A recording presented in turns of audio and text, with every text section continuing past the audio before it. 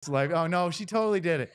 We have a different producer today, and so she thinks that she's going to get us when John couldn't. Well, she did. She got us. She got us on the first try because we're waiting. We told her what to say, and she just said, I'm management. I'm not doing that. Guess what? This is the DLS Dallas Stars podcast pregame show for the first home game. We call that the home opener of, we're right here now, of the season. Guess what? Well, he did talk, so you got camera time. You're still on. Oh, hey. We haven't Hey, even folks. started, but we're on. Oh, I didn't know. I thought she was screwing with us again. I didn't know we were she's actually actually just trying to we're on. torpedo All right, us. hello, folks. Let's start the damn show. Let's go.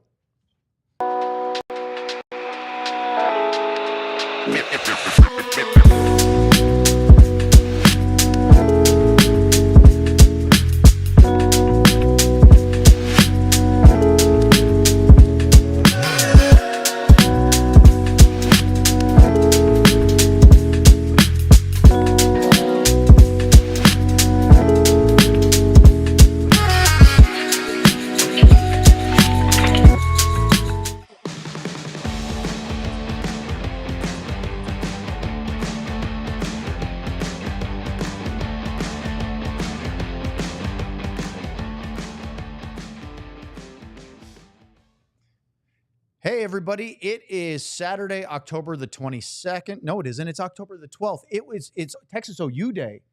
Guess what? It's also Stars home opener day. This is the DLS Dallas Stars podcast. I have Craig Ludwig right next to me, but we also have Sam Nestler on location. And so we will welcome Sam in here momentarily as he's over at the AAC. And Letty, here we are, first home game of the season. They played in Nashville. We'll talk about that in a minute. But from a get your fans going at home, this isn't the preseason anymore. They just did the Victory Green carpet walk this afternoon. I know some of the guys maybe got there a little earlier than normal because of that. Some of the older guys probably were feeling rushed. Yeah. The young guys are probably going, man, 3 hours before, what do I do with all this time? How big is a home opener, whether it's your first or your 15th? Well, you can kind of find out in the first 5 minutes of a hockey game. You don't know which way it's going to go. You're hoping it's going to go the right way. But sometimes you put a little extra into the home opener, and your coaches want you to just settle down. I think that's the good news about starting on the road. And you can kind of ease into a game here. You don't have to get this fan base going. This fan base is going to be going, which adds to it when you're as a player. And sometimes it may happen where you see a penalty too early in the game, a little over exuberance from the players. How do you calm players down like that from a coaching perspective or from a leadership? Because it's almost as if you have to lean into that energy. But like you said, that over exuberance can lead to penalties or dumb mistakes and things that you just ordinarily don't see. I don't think as a coach or manager, you can't really. I don't know how you control that. It's up to the player to kind of dial themselves in. But again, everybody wants to get off on the right foot, and you want to keep the momentum going that you have from the start of the season. And I think what you have to try to do is try to keep your first shift short, and then your second shift about the same, a little bit more. So you kind of hang out there. You want to do a little too much. Next thing you know, something may bobble going the other way, and then it kind of screws up the lines where two guys come off after 45 seconds. One guy hangs out there. You'd like to get everybody into it early. Everybody get a bump and get the puck in deep and get a shot on net if you can, and you kind of ease your way into it there, and then kind of live off of what you created in the beginning. All right, so they're playing the New York Islanders tonight. We're going to talk a lot about the matchup in just a moment, but first let's flash back to Thursday night. Stars against the Nashville Predators. They go to Bridgestone and they get the win. That's all that matters. Yep. But we saw plenty of warts in the game. Maybe we're being a little nitpicky, maybe not, because Pete DeBoer said after the game that he was pretty happy with it. He reiterated it again this morning, saying, I liked a lot of elements of the game. I think this is just my take, and you please tell us what yours is, but I think the coaching staff sees all the things that you talked about on our post-game show, but they don't want to dump all the criticism on their team that got the win in one game. 100% right. You want to take that game, like Pete said, come out of it. It's a win. It's 2 points against a team that's going to be better this year, and they have a lot of bullets, more than they have before. And you want to dump a bunch of positives on them because you only got a day off in between, and to have a couple of meetings or two, and then get right back at it. So you want to sprinkle the love. And he kind of hit in there a little bit in his press conference where there was a couple things we got to shore up on. They all know that. The other thing that he said that was very important is you have to play a certain way in the beginning of the season which he means open up, because the games are chaos. Most of the teams are going to be where everybody else is, because they don't get a lot of that time with their 23 guys or 20 guys in the lineup because of the young kids. So, you take it, and here we go. We got out of there with 2 points. We're going to continue to get better game after game as we move along. The 4-goal second period was how they won the game. They had a really good middle frame, actually really good about 8 minutes, then tacked one on the power play, and then they hung on and won 4-3. So the big thing is, we'll talk about some of the negatives in a minute. What did you like about the Stars game in game one in Nashville? Well, it's the way that they play. I mean, they play on their toes. I mean, this is a team that gets the puck out of their zone as quick as possible, and they want to enter the zone. They want to enter the zone. They want to go through the neutral zone. They don't necessarily want to play a dump and chase. I mean, you look at a team like Florida that just won the Stanley Cup. They're more of a team that gets the puck over the center line and they forecheck. And in Dallas's idea is, we have the puck. Why do we want to give it up and then get it back? And when you have players that are those kind of players that have speed, that back people off the lines, and you can create some space at that offensive blue line, we want to keep it, and we want to create the offense from there. And so I think they want to play to their identity. It's been working for them. And the other thing that really was obvious in that game is Jakeoettinger maybe wasn't as sharp as you would think he would be. There was a couple of them that rang off the post in that game early on, but he was good when he needed to be good. What are the things now, the flip side of that? And then we'll bring Sam in, because I know he's anxiously waiting to shout over the noise. Is he in the bathroom today, or where is he at? He's probably in a stall somewhere, but we'll check in with Sam in just a second. What are things that you're looking for tonight for improvement compared with what we saw in Nashville? Turnovers for me. I think that there were times that they had to read the situation a little bit better when they were on the road. Again, and road games are usually a little bit dumbed down a little bit than when you're at home. But I think there are times, if you're going to play against it, you're going to play against a team tonight that's very similar to them. Patrick's team, he wants them to be aggressive. And so when you're aggressive and you can get pucks behind people, because a lot of times when people are defending and you play an aggressive system, they want to jump a little too soon. So there can be these plays that they think that they can pick off, and if you're getting them behind them and they're going leaning, to go up ice, you can create offense like that. So I think they direct pucks to the net tonight, and I think they're going to get a quick start. But I just make sure that pucks go in, and territorially, you're going to win the first 10 minutes or so of the game and set the tone that you're going to spend a lot more time in their zone than you do your own. Okay, I lied. I said we were going to go to Sam, but I have one more thing for Luds, and then we'll bring Sam on as well. Logan Stankoven had a 3-assist game. Get used to it. It was really fun to watch. He's still a rookie. He's barely a rookie. Mm-hmm. That doesn't matter. He counts in. He is pushing for the Calder. Pete DeBoer said in his post-game comments that he was sort of lamenting that he didn't get more ice time for Stankoven. So this morning I said, can you elaborate on what you meant? And he said, I wouldn't have done anything differently. It's that the game didn't play out where he could have more time. And what he said is because there were so many penalties for both teams, and Logan does not kill penalties, and he said, Pete said that very affirmatively, he's not a penalty killer. It just didn't allow for him to have more ice time. So it's not that he would have done anything as a coach differently. He just said, when a guy's going like that, I'd really like him to have more ice time than 13 and a half minutes. Maybe he wants to get him involved on the penalty kill.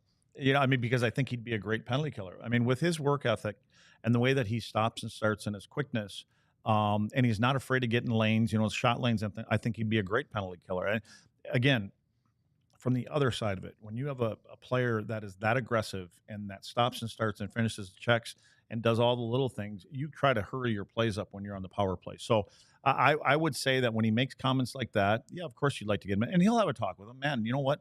You only played 13, 14 minutes or whatever it may be. You could have played 20, 23 tonight, but it's a special team.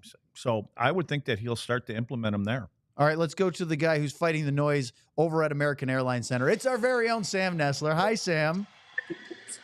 Hey, guys. I was wondering if you were ever going to bring me on the show. See, I was just waiting for Katya to put you on the screen, and then I had to make sure that you were actually there because I didn't want to go, let's go to Sam, and there's just silence. So I know you're fighting the noise. We can hear you just fine. Of all the things we just talked about from the Nashville game, what was positive and negative that really stood out to you? Yeah, I think one thing, I think you're exactly right with when it comes to the turnovers and the sloppy play. I think Pete DeBoer is not going to lay all that on his team after one game. You expect it, right? You expect the game's not going to be super clean. They know that. They figured it out. They got to win. So he's not going to come out and say, hey, we were too slow. Hey, we were not good enough. Hey, our passes were off. Because that's just going to put a negative damper in on what was a solid win against a really good team. So that's something that's very noticeable. I think that surprised me at first when Pete was very confident about it, but you're exactly right. I think that is a good way to approach the season and a good way to go in, keeping all the confidence going into a really important two-game weekend.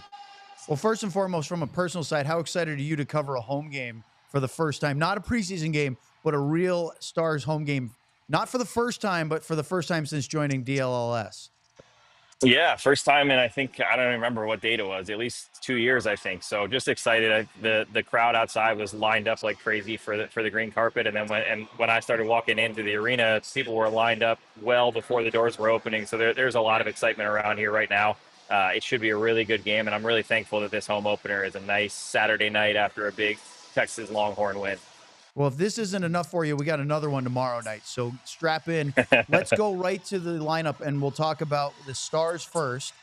The big news is there is no news. Same Stars lines tonight as Thursday night against the Nashville Predators. And if we can throw that up there on the screen, and we'll get to that in a second. There it is.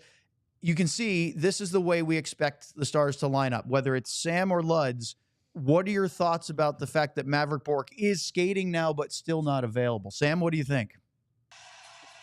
Yeah, I watched Maverick a lot at morning skate, and then after morning skate, he worked on his own a little bit with Brendan Smith as the extra group with Casey DeSmith, and he looks really close. I mean, I'm not a doctor, but he's pushing hard. He looks like he's really trying to explode off of what was finally labeled a lower body injury. But I don't know if it's tomorrow, but I think he's very close. So that's exciting news. He's going full workouts after practice, skating on his own. And then today was a really hard pushing it, trying to get pucks in, move your feet and explode off that, whatever that lower body injury is. So yeah, same lineup, kind of out of necessity, right? Not really a lot of changes because Maverick Bourque's not available, but we are excited to see what Logan Stankovic can do on that top line again. Casey DeSmith, we found out it's going to start tomorrow. At least that's the expectation. Obviously, depending on how tonight's game goes, it could change. But the anticipation is Jake tonight, DeSmith tomorrow.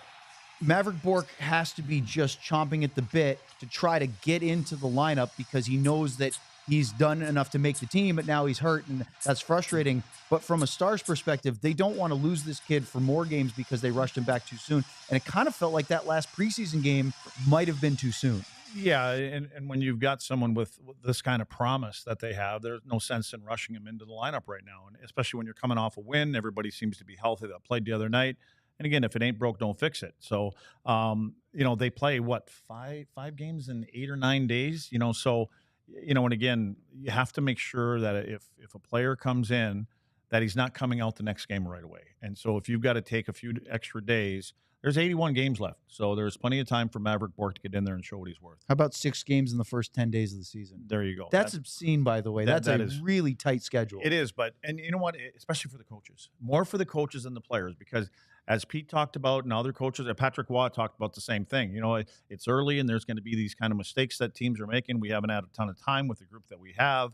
And so coaches go nuts when they can't get out there and fix things as quick as they want to fix them. And the only way to do it is with reps. And then you need days off. I mean, like you said, you're going to try to spread your minutes out, which Dallas does typically because they have a deep lineup. But, you got players that are playing on both sides of special teams. And if it's a physical game, you got to give them a day off. So you really can't go over anything unless it's on the screen. Hey, Sam, what was yesterday's practice like? It was a noon practice up in Frisco. I think everybody was accounted for except for Bourque because didn't he come on late? But was it a full practice as far as time and work? It was a full, probably 40-minute practice, but it was almost all special teams. There was power play breakouts, power play setup, a little bit of penalty killing. That was pretty much it. There was not a lot of 5-on-5 work or anything like that. So it was heavily focused on the power play. But yeah, it was a more full practice than we expected, right? They have so many games. I'm kind of curious when they're going to take those days off, when they're going to go off ice only.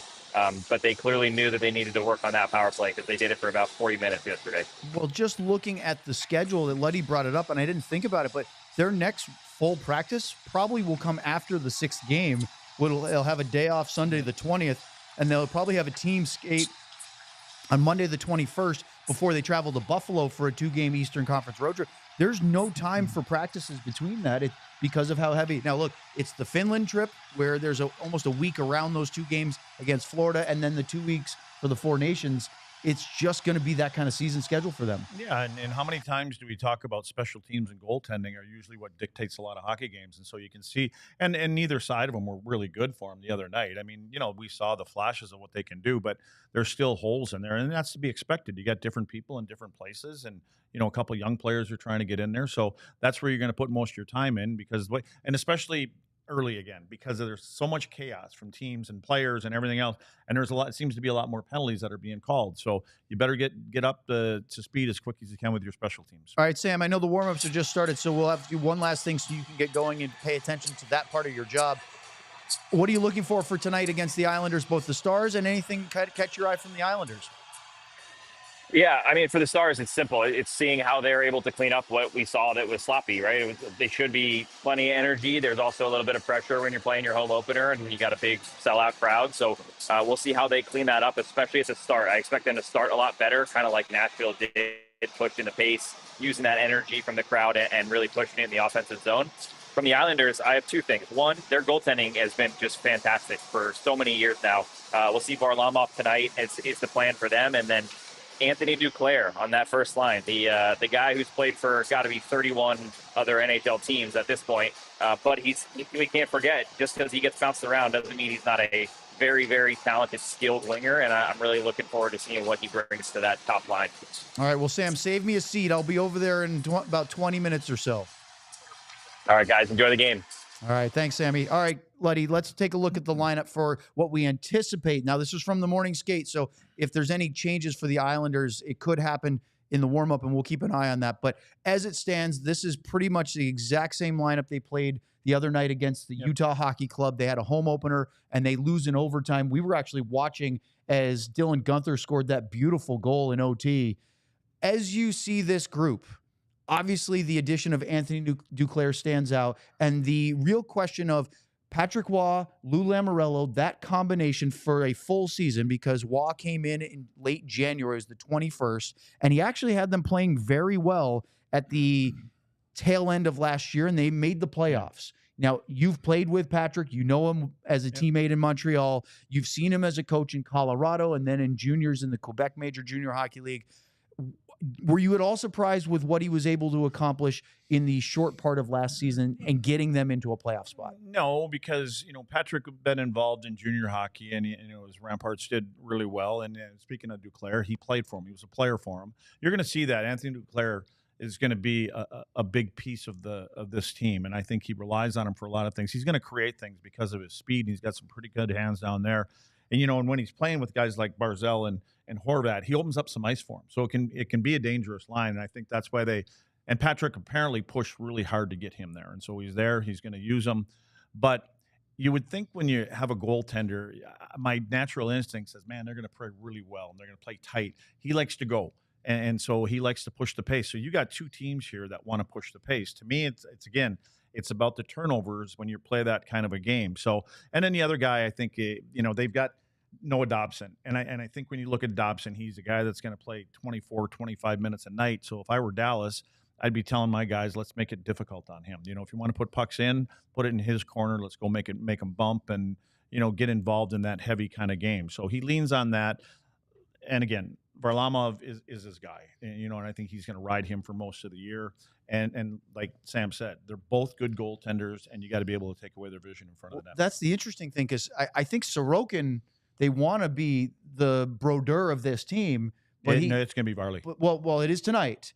But Sorokin got hurt during the offseason, and so he said he would be good for opening night. But here's Varlamov. I mean, everybody thinks Sorokin's the guy that could challenge as for a Vezina, not Varlamov. But you really think that the veteran Russian is going to outduel the younger Russian? It was a couple years ago he played a lot, and he was really good. Whatever happened between then, I don't know. And again, different coaches. There was before, now you got this kind of a coach versus the coach that they had the last 2-3 years prior to that. So, and I think it's going to be hard.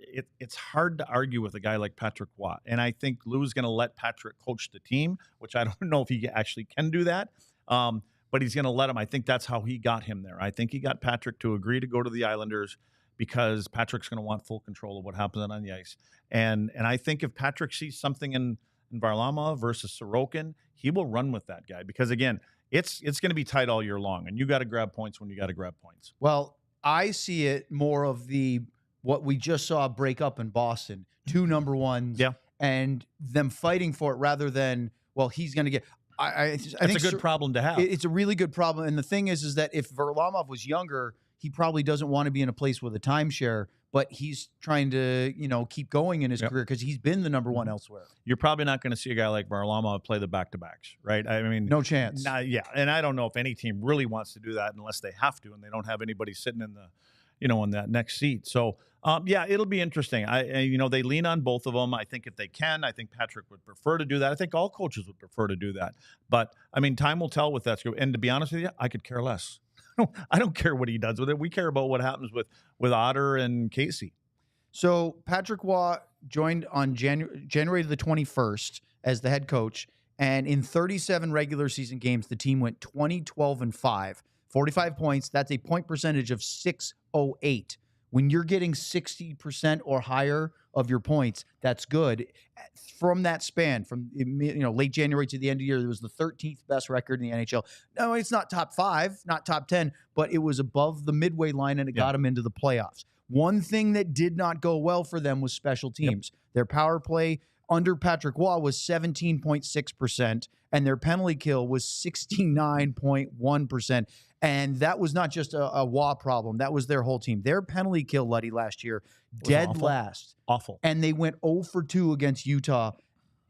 Who needs to be your best goaltender or best penalty killer? It's your goalie. But here's the question. When a team comes into a season and they have the scars, the trauma of a previous year, does that resurrect if things go poorly early? And do they start, especially when it's the same group of guys, do you start thinking about, we're bad on the penalty kill, here we go again? Yeah, I think any team and any special teams are at 5-on-5 for that fact. I think you want to get off to a good start because it's always about confidence. And it's about the system that you play. And a lot of times your coaches implement a certain system. It doesn't go well, and players always know better. I mean, they know what works and what doesn't work, but they're listening to their coaches, and that's where you could get to where, why are we playing this way? And what you have to have is you have to have that guy that can go in and say, listen, here's what we want to try to do. So is he going to change it from last year? I don't know, because they do have, to me, they have more penalty killing kind of defensemen than they do power play guys on this team. Big, strong, tough. They can play well on their own. They skate fairly well. But there's some meat there, and so I would think that they would be a good penalty kill. Maybe Patrick trains a few things. Maybe he becomes more aggressive. Maybe it's less aggressive. Maybe he goes from the diamond, to a different kind of system. So it'll be interesting to see what he tries to do this year. Let's go to that lineup one more time for a New York cut chip, if you would, please. This kid, this 26-year-old Maxim Siplikov, is a KHL player, signed as a free agent. He played for Moscow Spartak, and he started out in preseason on their 4th line and has worked his way up to the 2nd line. And I was talking to some of the Islanders guys today about him, and they said he had a phenomenal camp because he didn't just come in and say, "Oh, I'm in my mid-20s, I deserve it." He grinded his way up to a 2nd line role, and he's going to play with Brock Nelson and Kyle Palmieri, who are not two grinders. Not at all. No. This kid's big. He's 6'2". He's over 200 pounds.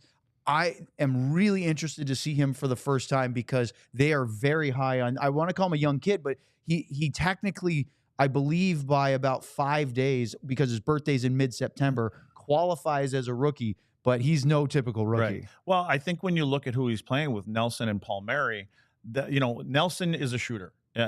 Brock likes to get the goal, get the shot there, and shoot the puck. Palmieri's a little bit more of a dangler. So, again, you try to find the two guys and then get somebody there that can complement them. So maybe he's the guy that does the digging around in the corners, gets the puck out, gets in on the forecheck, and creates a little space for the other two. The other thing is about Duclair. I heard a great story that he told people in juniors, don't draft me because I'm going to college. Patrick Waugh drafted him anyway. And then Patrick kind of thing. He couldn't, and I mean, Patrick personally. How could a kid from Montreal look at Patrick Waugh and tell him no? Yeah, you don't. And he didn't. And he didn't. And now he's, and you said he pushed for him. You don't think that he had a conversation with him before he drafted him? I'm sure he did. Yeah. So he knew what was coming.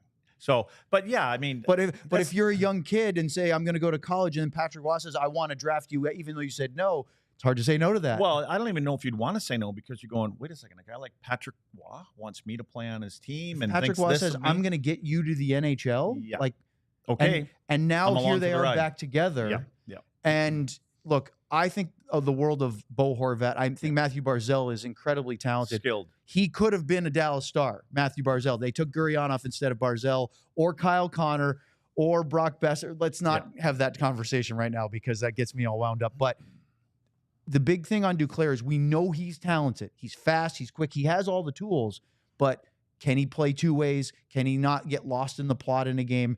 Between Lou Lamoriello's structure, Patrick Waugh, the guys he's playing on the line, it seems like a formula that could work. Yeah, and I would imagine that, like I said earlier, Patrick went to bat for him and went to management and said, I want him. I know what he's about. I know what makes him tick. I can get him to play. And I would think that same conversation happened with Duclair, going into this before he went and spoke to Lou and said, listen, I want to bring you here. Here's what I need from you. And the other thing about Duclair, he's obviously got some swagger in him. He believes in himself because he bet on himself when it came to contracts and things like that over the last few years. So he seems to be a confident player. But again, it goes back to that day that he was drafted by him, and now he's with him. And I think that adds a little bit too, because you know what? He went out a couple different times to get me. And I want to do right by him by making sure that he knows and the rest of the organization knows that they made the right decision bringing me in here. Well, we have a couple of bits of housekeeping. We spent a lot of time on the Islanders, but we won't see them very much, just twice a year. And so this is their only trip to Dallas. I thought this was great. We talked about UC Saros versus Scott Wedgwood in our pregame show before Thursday's opener. And boy, did the coaching staff, Andrew Brunette, Barry Trotz, did they, for the Preds, start gamesmanship talk? Oh, it's a game time decision. We don't know who's playing. Scott Wedgwood in his post-game interview said, they told me last night, meaning Wednesday, he knew he was starting, and yet all day Thursday, we heard the Preds brass and coaches say, we're not sure, it might be UC Saros. That's early season gamesmanship. Yeah, but again, they all do it. They do it all. I don't understand why. Players don't understand why. You know that there was a couple players probably on Dallas that talked to Wedgwood and knew that he was playing. So to me, it's a moot point. And it happens all the time. Okay, the last thing is maybe if you glanced and saw your phone buzzing, it was because our buddy Sam over at the AAC said it looks like Sam Steele will center the fourth line, and Oscar Beck, who made his NHL debut on Thursday, is going to go to left wing to start. Now, you obviously, I'm sure, Luddy, listened to Pete's comments after the game and even this morning when he was asked about Oscar Beck, and he didn't exactly heap praise on the young Swedish center, did he? No, he just kind of stayed down the middle of the road. And again, players listen, and so you know that you got putting him in the lineup tonight. I'm not going to throw him under the bus right now. So it's not easy for any player that doesn't play center on a consistent basis play that position, because it's a tough spot to play. And then at a level when you're playing against some really good players, some of the best players in the world, you have to be in the right place, and you have to be able to think that position, because you're important at both ends of the rink, more importantly in your own zone and with coverage and things like that. So, and I think that he's got a little more confidence in Steele than he does the other two guys. Well, Steele outplayed Radek Faksa last year and went from a winger and in and out of the lineup to centering of fourth line. And Faksa always played center, got pushed to wing because they liked what Steele. I actually think it's more what they like of Sam Steele than what they don't like from Oscar Beck. Yeah. But when Pete DeBoer said he got through the game, that was a really gentle way of saying, I didn't think he had a very good game. Yeah. Again, being polite to a new player, and game one, let's not sewer him too early. Well, we have people in the chat. I saw Ardell's in the house. He's a big Stars fan. Of course, he's going to be in his seats. I'm headed over there in a minute. Who for the Stars are you really watching tonight to step up big in the home opener? Stankoven. He will step up big. You know what?